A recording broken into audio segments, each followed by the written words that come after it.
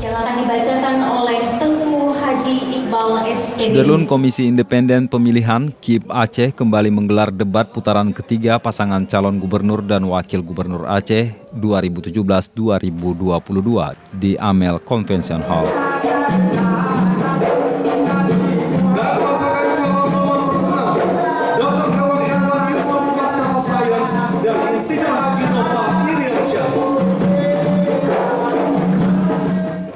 Pasangan Zaini Abdullah dan Nasaruddin yang terlihat telat hadir hingga akhir pembacaan visi misi kandidat.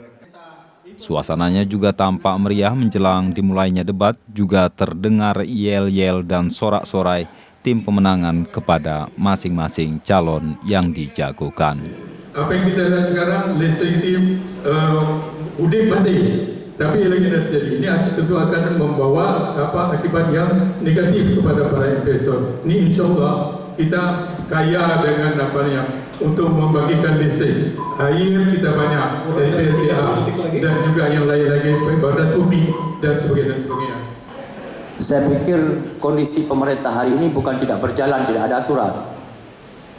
Ada sistem, apakah sekarang sudah punya isu dan lain sebagainya. Tapi kenapa konstitusi pemerintah hari ini masih seperti ini? Apakah tidak ada aturan? Seperti waktu Bapak menjadi bupati, apakah tidak ada aturan? Tetapi faktanya, Kabupaten Aceh Utara menjadi provinsi terkaya waktu saat itu, apa yang tersisa hari ini? Apakah waktu itu tidak ada peraturan? Ini perlu komitmen kita, saudaraku sekalian. Saya tidak pernah mendengarnya, bahkan dari pihak Dr. Zaini juga tidak pernah mendengarnya tentang jika apakah dia sudah melakukan pembohongan publik. Janganlah begitu.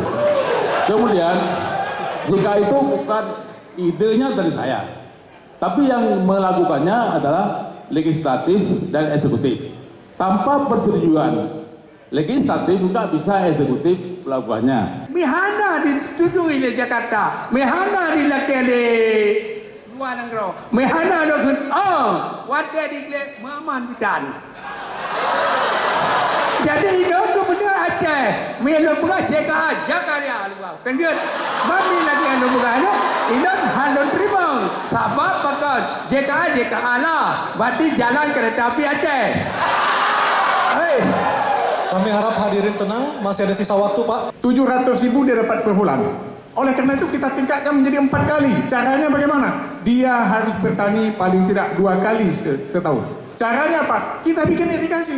Irigasi mahal 4 triliun tidak. Sekarang ada irigasi sinar matahari. Dengan 1 sinar matahari itu dia 6 juta, hanya 30 juta. 6 hektar 7 juta. Oleh karena itu yang kami jelaskan kepada rakyat, bagaimana membebaskan kemiskinan 3 tahun, tetapi ada reasoningnya.